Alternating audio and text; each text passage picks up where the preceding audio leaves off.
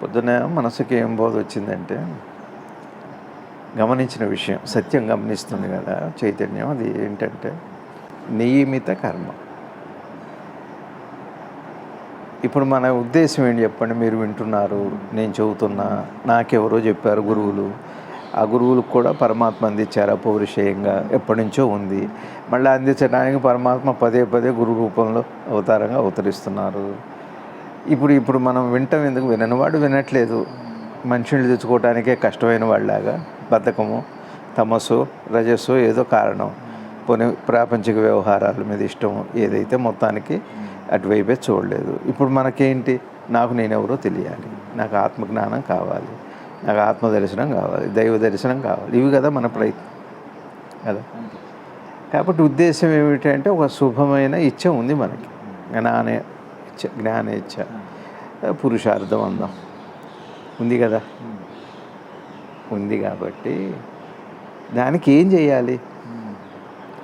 ఏం చేయాలి అంటే కర్తృత్వం ఉండకూడదు. నిన్న చెప్పిన శ్లోకం, కర్తృత్వ భావన అంటే నేనన్న భావన. నేనన్న భావన ఏం చేస్తుంది? నేను అన్న భావన. నేను అన్న భావన నాకు పొద్దున నిన్నను మనసులో వచ్చి మీకు చెబుతా ఉదాహరణ. ఇప్పుడు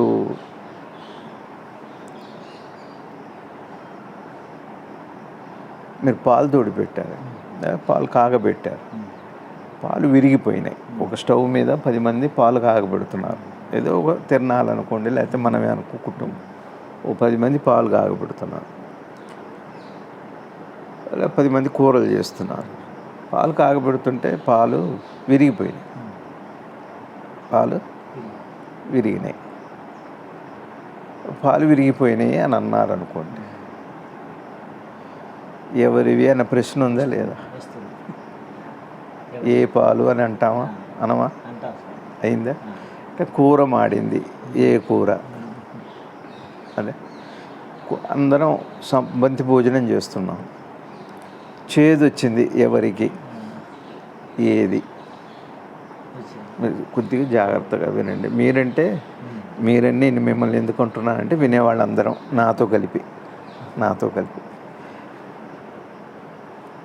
ఇప్పుడు ఒకానొక ప్రత్యేకమైన దాన్ని నేనంటే చెబుతున్నా, నేను అన్నదానికి ఒక ప్రత్యేకమైన ఉనికి, వ్యక్తిత్వం దేనికి వచ్చింది చెప్పండి? క్రియకేగా, క్రియను బట్టేగా మీరు అనేది. దానికంటూ ఒక ప్రత్యేకమైన విషయంగా మీరు గుర్తించడం ఎప్పుడు జరిగింది? ఆ క్రియని బట్టే కదా. నేను అర్థం ఇప్పుడు క్రియగా నేనంటే, ఇప్పుడు ఆ క్రియ ఫలానా అని అంటున్నారు, కూరో పచ్చడో ఏదో, అర్థం చేదో తీపో, ఇది బాగా తీయగా ఉంది, ఏది? ఇప్పుడు ఇంకా తేలిగ్గా చెబుతాను. మీకు దోసకాయ ముక్క ఇచ్చా, ఇంట్లో ఇస్తారు, నాకు కూడా చేసి చూడండి అంటారు. కొంతమంది తెలియక చేసి చూడండి అంటారు. తింటాం, తిన్నాక విత్త కాయ అంటారు. ఎట్లా తెలుస్తుంది? రెండు కలిపి తింటే. ముందు ఏం చేస్తాం? ఇత్తులు తీసుకోండి, లేదు. ఇప్పుడు కాయ తీసుకొని తిన్నా, చేదు, లేదా విత్తు చేదు ఉంది, కాయ చేదు, ఇది అయిపోయింది. ఒక 5-6 కాయలు చేస్తున్నారు, ఒక 5-6 కాయలు పప్పు వండుతున్నారు. రెండోది పెడతారు, మళ్ళీ ఒక ముక్క అందులో వేయించి ఒక ముక్క తీసి మళ్ళీ రెండోది పెడతారు. అదే విధానంలో దాన్ని చూసాం, రుచి 3, 4, 5. అయితే ఎక్కడో ఒకటి మనకి ఈ ప్రత్యేకమైన ఎంపిక, వ్యక్తీకరణనేగా నేనంటాం. మీకు అర్థమైంది? దోసకాయని అంటున్నారా? దోసకాయలు అయితే అన్నీ ఒకటే, విత్తులు అన్నీ ఒకటే, అందులో తీసిన ముక్క ఒకటే. కానీ ఏది అనేది దేని వస్తుంది? వ్యక్తీకరణ, వ్యక్తిత్వం. అది ఏదైతే ఒక గుణం వ్యక్తమైందో ఆ గుణాన్ని వల్లనేగా దానికి ఆ ఉనికి, ఎంటిటీ వచ్చింది. మీకు అర్థమైంది? అర్థమైందిగా. అదే అట్లానే మనకి మొన్న చెప్పా, స్వప్నంలో కూడా నిప్పులు వస్తాయి. దెబ్బలు కొట్టారు, నొప్పులు వచ్చినాయి. ఆ నొప్పినే మనం ఈ చేదు ఎట్లా దోసకాయలు అంటున్నామో ఆ నొప్పినే నేను అంటున్నాం. లేచాక ఏమైంది, నొప్పి పోయింది, అయితే నేను కూడా పోయింది. కాబట్టి ఇప్పుడు నేను అనేది ఏమిటి, వ్యక్తీకరింపబడిన వ్యక్తమైన గుణమే కదా. వ్యక్తమైన గుణాన్నే నేను అనే ఒక ఎంటిటీ వచ్చింది, గుణమే. అర్థమవుతుందో లేదో, అయిందా? నేనంటే ఏంటి చెప్పండి ఇప్పుడు, వ్యక్తమైన గుణం అంతే కదా. ఇప్పుడు నేనంటే ఏదైనా మనం వ్యవహారాల్లో చెప్పేటప్పుడు నేను అనగానే ఏమవుతుంది, వ్యక్తమైన గుణము అని. ఈ దేహం కాదు, అట్లా ఇంకేది కాదు. దేంట్లో వ్యక్తమవుతుంది ఈ గుణం, దేహం ద్వారా వ్యక్తం, దేహం ద్వారా. సరే, దేంట్లో వ్యక్తమవుతుంది, పనిలో వ్యక్తం, దేంట్లో, మనసులో. వ్యక్తం.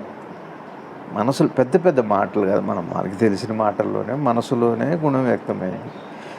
ఇప్పుడు నేనని చెప్పేది ఎవరు, మనసే చెబుతుందిగా. రాత్రి నాకు నా మనసు చాలా బాధపడింది అంటున్నాను. మనసు బాధపడ్డానే నేను బాధపడ్డాను అంటున్నాను, నా మనసు బాధపడదు అంటున్నాను. నేను నా అనేది ఏమిటి, ఆ బాధనే. కానీ నేనంటూ ఒకటే ఉంది. వదిలేదనుకోండి, మీరు ఎంపిక చేయండి. చేదు లేని దోసకాయని ఎంపిక చేయదు, దోసకాయ అంటారు, ఊరుకుంటారు. లేదా జీవుడు మనసు ఎంపిక అయిన తర్వాత నేనైంది, అందులో వ్యక్తమైన గుణాన్ని నేను అన్నారు.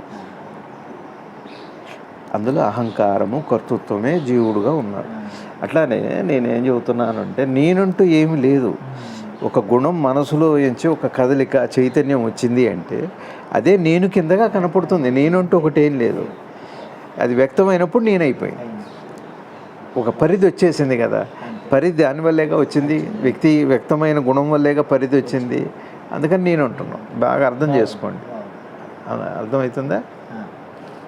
అర్థమవుతుంది. కాబట్టి ఇప్పుడు స్వప్నంలో నేను అంటే మీకు వచ్చిన దాన్నే నేను అంటున్నారు, అది మాయమైపోగానే నేను కూడా మాయమైపోయింది.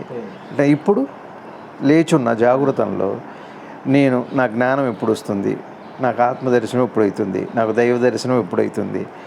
ఇప్పుడు ఇక్కడ ఏమిటి మీ మనసులో వ్యక్తమైంది, ఒక ప్రశ్న, ఒక గుణము, ఒక అనుమానము, ఓ ప్రశ్న. ఇప్పుడు నేను అనేది ఏంటో తెలుసా అండి, ఆ ప్రశ్న ఉంటే నేనుంది, కానీ ప్రశ్న లేకపోతే నేను లేదు.